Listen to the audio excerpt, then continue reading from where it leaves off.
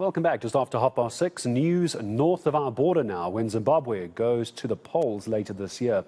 The ruling Zanu PF is confident of a landslide win with what they say will roughly be 80% of the vote.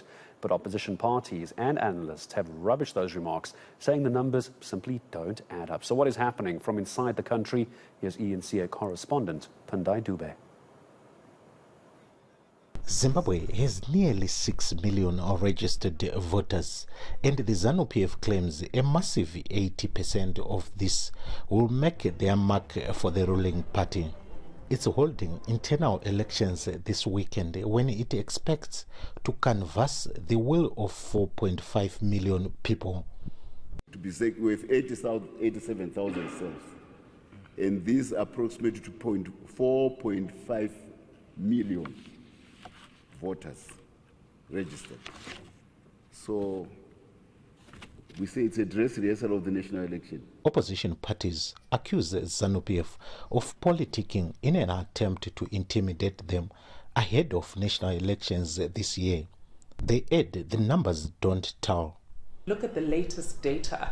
There was an independent survey that was done by a Sabi Strategy Group, which indicated that if an election were to be held today, 52% of the registered voting population would vote for President Nelson Chamisa and the CCC, and only 40% would vote for Zanu PF. So the empirical independent data, which is not propaganda and puffery like that 4.5 million number that's being bandied about by Zanu PF, shows that the CCC has a strong chance. I think that is completely false. I think Zanu PF, they are just claiming so that they intimidate the opposition.